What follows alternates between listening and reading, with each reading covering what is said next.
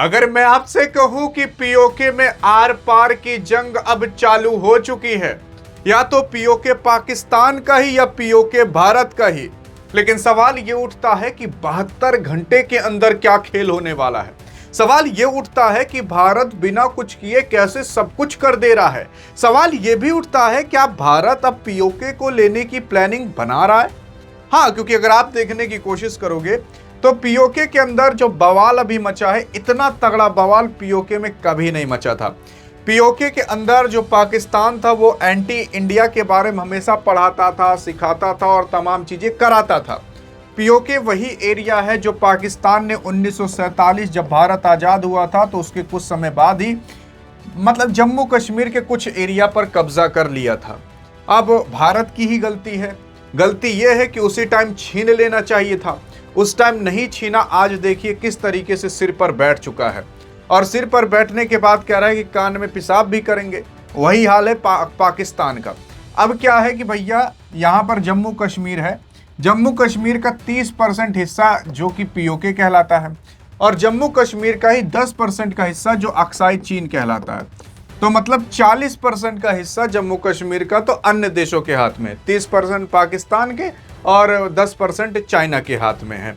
अब यहाँ पर क्या है, 60% ही भारत के पास केवल ये पूरा का पूरा जम्मू कश्मीर का एरिया है। अगर आप ये सोचते हो कि पूरा पूरा जम्मू कश्मीर भारत का, तो आप गलत सोचते हो। केवल 60% भारत के पास है। दूसरी चीज, ये पीओके वाला जो आपको हरा हरा दिख रहा है, ये पूरा का पूरा पीओके है, जम्मू कश्मीर का एरिया। इस पे पाकिस्तान कब्जा करके बैठा है। अब ये जो लाइन है भारत और पीओके की, याद रखिएगा, ये लाइन को कहा जाता है लाइन ऑफ कंट्रोल। अब लाइन ऑफ कंट्रोल को अगर आप शॉर्ट फॉर्म में कहोगे तो एलओसी कहा जाता है। ये एलओसी लाइन आप याद रखिएगा।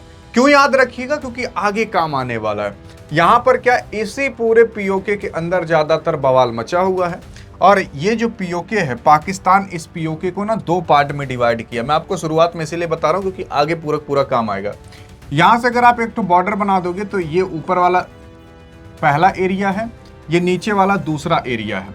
तो जो ऊपर वाला है इसे कहा जाता है गिलगिट बाल्टिस्तान, और नीचे वाला जो एरिया है इसे पाकिस्तान हुआ कहता है आजाद कश्मीर।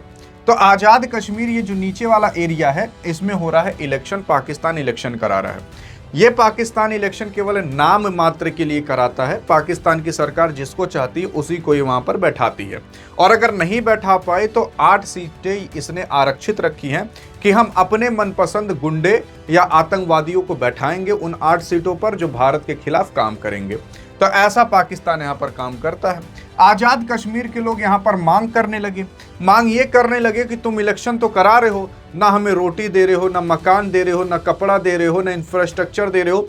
इन लोगों को तो इंफ्रास्ट्रक्चर का मतलब पता ही नहीं होगा पीओके वालों को, क्योंकि आज तक कभी देखे नहीं कुछ डेवलपमेंट, तो इंफ्रास्ट्रक्चर का क्या बात करेंगे। तो इसी वजह से आजाद कश्मीर के लोग देख रहे हैं कि भैया हमें भी पता है, हम तो हैं भारत का हिस्सा, जबरदस्ती कब जिवाया गया है। ये लोग जब इधर झांक कर देखते हैं इंडिया के अंदर तो देखते हैं, अरे मोरे मायरे, G20 समिट हो रही है, ब्रिज बन रहा है, यहाँ पर विदेशी लोग घूमने उमने आ रहे हैं, और हमारे यहाँ चड्डी पहनने कपड़ा तक नहीं है, चड्डी में 4 छेद है, और पैसा नहीं हमारे पास ताकि हम रोटी खा सकें। मैं आपको बताऊं, यहाँ पीओके वाले एरिया के अंदर इतना बुरा हाल है ना, आटा वाटा इतना गंदा मिलता है कि अगर आप कुत्ते को दोगे तो खाएगा नहीं, उससे बनी हुई रोटी सूंघ कर छोड़ देगा। वो यहाँ पर इंसान खाते हैं।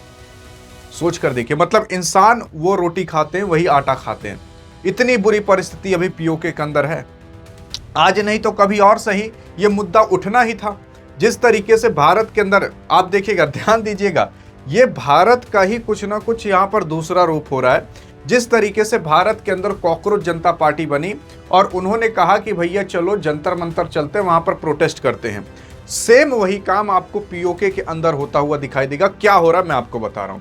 ये मनई को देख रहे हो, इस आदमी का नाम है भैया सरदार अमन खान। हाँ, आगे सरदार लगा तो आप ये मत सोच लीजिएगा कि सरदार है, इसका नाम अमन खान है। ठीक है, अमन खान ने जो आवामी एक्शन कमेटी है, यानी कि JAAC जो कमेटी बनाई गई है अभी पीओके के अंदर, जो कि पाकिस्तान की सरकार से लड़ रही है अपने हक के लिए, उसी का ही एक ठो नेता है ये आदमी। इसका नाम क्या याद रखिएगा, अमन खान। तो इसने क्या कहा है कि भैया हम भी मार्च निकालेंगे मुजफ्फराबाद तक। अब मुजफ्फराबाद क्या है, यही जो मैंने आपको पीछे बताया था, ये आज़ाद कश्मीर, इसी की राजधानी मुजफ्फराबाद है। अब मैं आपको दिखाता हूं कि आखिरकार मुजफ्फराबाद है कहां। और जिस तरीके से भारत के अंदर कुछ एक्शन हुआ था, वही एक्शन यहां पर दोहराया जा रहा है। क्या दोहराया जा रहा है भैया? अब देखो यहां पर साफ साफ, ये है ऊपर वाला, देखो गिलगिट बाल्टिस्तान है, ये वाला एरिया क्या है, गिलगिट बाल्टिस्तान है, ठीक। नीचे वाला एरिया इसे कहा जाता है आज़ाद कश्मीर। यहाँ पर ये जो एरिया है, ये वाला एरिया, ये है मुजफ्फराबाद। यहीं पर ही आज़ाद कश्मीर के लोग कह रहे हैं भैया चलो हम भी राजधानी में चलते हैं, मार्च निकालते हैं। जिस तरीके से भारत के अंदर कॉकरोच जनता पार्टी बनी थी और वो आई थी दिल्ली के अंदर जंतर मंतर पर प्रोटेस्ट करने, और वैसे ही सेम यहाँ पर आज़ाद कश्मीर के भी लोग अब मुजफ्फराबाद जा रहे हैं प्रोटेस्ट करने, मार्च निकाल रहे हैं। 72 घंटे के अंदर ये मार्च निकलने वाला है। यही फाइनल अल्टीमेटम मिला है। तो आई थिंक अब आपको समझ में आया होगा, जो यहाँ पर हो रहा है वही चीज वहां पर दोहराया जा रहा है। अब मैं ऐसा नहीं कह रहा कि जो भारत के अंदर हुआ उसमें पाकिस्तान का हाथ था, लेकिन भारत ये चीजें समझ चुका है कि आखिरकार अगर सरकार को घुटने के बल लाना है तो इस तरीके से लाया जा सकता है। अब भारतीय सरकार भी सीख चुकी है कि अगर दूसरे देश के अंदर किसी सरकार को गिरानी है, किसी से इस्तीफा दिलाना है, तो ये काम किया जा सकता है। अब मैं ये नहीं कह रहा कि वहां पर जो हो रहा है उसमें भारत का हाथ है, बाकी समझदार तो समझ ही चुके होंगे। देखियो यार, यहाँ पर असल में हो क्या रहा है ना कि वायलेंस काफी ज्यादा मच चुका है। 30 लोगों सिविलियंस को मार दिया जा चुका है। कोई और नहीं मारा है, बल्कि वहाँ की आर्मी ही मार रही है। आर्मी इसलिए मार रही है क्योंकि वहाँ पर भैया फायर ओवर का ऑर्डर दे दिया गया। यहाँ इंडिया में तो केवल लाठी चार्ज के ऑर्डर पर इतना बवाल मच जाता है, वहाँ पर गोली वोली चला दो कोई पूछता नहीं है। सरकार कहती है कि लाश को उठा करके कहीं दफना उफना दो ताकि इंटरनेशनल मीडिया कवर ना कर पाए इसके बारे में। लेकिन अब जब कुछ ज़्यादा ही नरसंहार हो गया तो जाकर पता चला है कि भैया कुछ ज़्यादा ही है। और यहाँ पर पाकिस्तान, पीओके के अंदर पाकिस्तान ने भैया लाइट को काट दिया है, कुछ भी नहीं दे रहा है, और इंटरनेट भी कट कर दिया ताकि यहाँ की वीडियोस दुनिया के अंदर ना जा पाए। कुछ वीडियोस लेकिन कैसे भी करके यहाँ पर आ जा रही हैं। अब क्या है कि यहाँ पर अगर आप देखने की कोशिश करोगे तो ये आदमी, इस बुढ़ऊ देख रहे हो, ये बुढ़वा आतंकवादी है, जान जाइए। इसका नाम है फारूक सुदन। ये जो फारूक सुदन है वहाँ का आतंकवादी भी कह सकते हो या आर्मी के अंदर का कह सकते हो। इसी को भी इतना मार दिया जा चुका, घायल हो गया है। अब इसको कौन मारा जानते हो? इसी के ही आर्मी वाले। मतलब इनके आर्मी वालों में भी कॉन्फ्लिक्ट होना चालू हो चुका है, और उसी के साथ साथ आर्मी प्लस जो जनता थी उनके बीच में कॉन्फ्लिक्ट होना चालू हो चुका है। और पीओके के लोग तो मांग कर ही रहे हैं। पीओके से भी काफ़ी सारी वीडियोस आ रही हैं, कैसे भी करके इस तरीके से वीडियोस बनाई जा रही हैं कि भैया हम पाकिस्तान के हैं, भारत वालों कृपया करके एलओसी खुलवा दो, लाइन ऑफ कंट्रोल। इसीलिए मैंने बताया था लाइन ऑफ कंट्रोल याद रखना, भारत और पीओके का बॉर्डर, लाइन ऑफ कंट्रोल खुलवा दो ताकि हम आ जा सके और आप हमें सुविधा दे सको। जैसे भारत अफगानिस्तान में सुविधा दिया करता था और ट्रक भर भर के गेहूं भिजवा दिया था, मेडिसिन भिजवा दिया था, वैसे पीओके वाले सुविधा मांग रहे हैं। लो भैया, अब उल्टा पड़ चुका है। लेकिन पीओके, जो पीओके है भैया, आखिरकार उसका क्षेत्रफल टोटल कितना है, अगर आपने ये बता दिया ना तो आपके कमेंट को हार्ट भी दे दिया जाएगा, पिन भी कर दिया जाएगा। लेकिन उससे भी बड़ी बात मैं आपको ये बता देना चाहता हूं कि मोदी जी, आप यार ध्यान से समझ लीजिए, जिस तरीके से आप वीडियो बना रहे हैं ना, वैसे ही आप ना केवल 200 या 300 आदमी को रख लीजिए, उनको बस कैसे भी करके सैलरी दे दीजिएगा। मोदी जी से भैया हाथ जोड़कर ये कह दो कि 200-300 लोगों की टीम बना लें, और टीम बनाने के बाद इतनी वीडियो बनवाएं कि मैं पीओके से बोल रहा हूं, यहाँ पर जनता मुझे मार रही है, ये देखिए किस तरीके से नरसंहार हो रहा है। ऐसे सिचुएशंस क्रिएट करा दी जाए और ऐसी वीडियो पूरी दुनिया के अंदर वायरल करा दी जाए। पूरी दुनिया अभी आतंक जाएगी कि देखियो पीओके में क्या हो रहा है। और आप कहोगे कि ये तो गलत बात है, इस तरीके से तो हम बदनाम कर देंगे पीओके वालों को और पाकिस्तान को। वही तो करना है। अरे जब भारत के अंदर कुछ भी दंगा फसाद होता है तो पाकिस्तान वाले इसी तरीके से करते हैं। आज हमारी बारी है, पीओके लेना है तो ये करना पड़ेगा।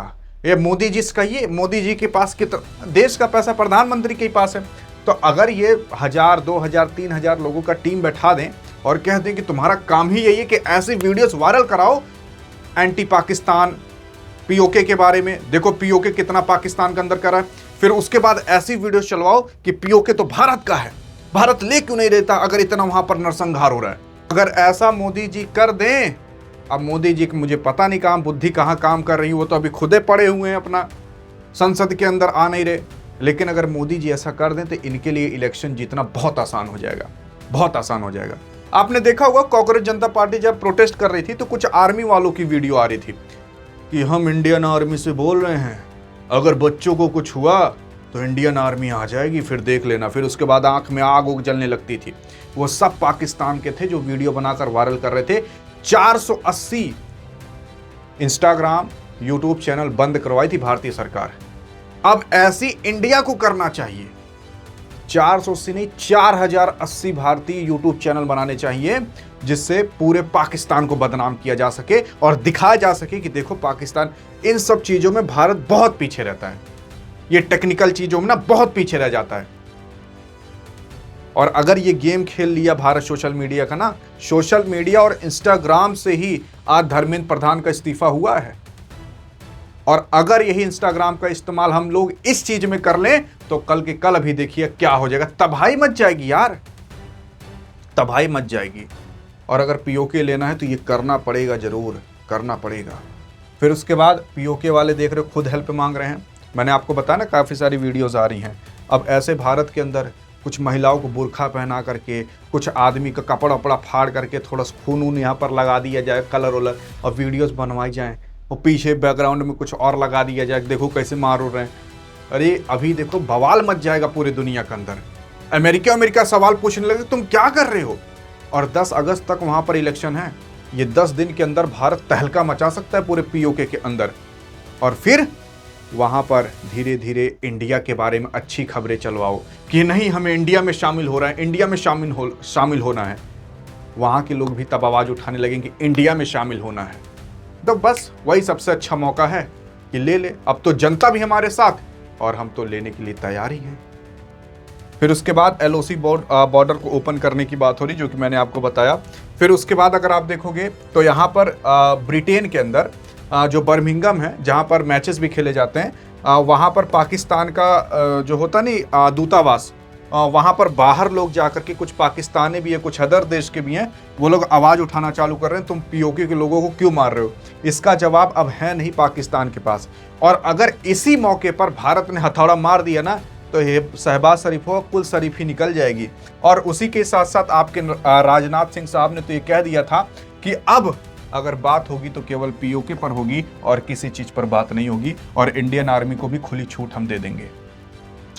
ये जो मैं आपको बताया ना यहाँ पर मोदी जी से जो मैं कहा, अगर मोदी जी आप सुन लिए ना और पीओके ले लिए तो कसम से बता रहे हैं आपको अगला इलेक्शन जीतने से कोई रोक नहीं पाएगा, कोई रोक नहीं पाएगा। सच्चाई यही है भैया। बाकी आप क्या चाहते हो, क्या मोदी जी ऐसा करें? देखते हैं आपकी क्या राय है। अधिक जानकारी चाहिए तो इस वीडियो में मिलते हैं। तब तक के लिए जय हिंद जय।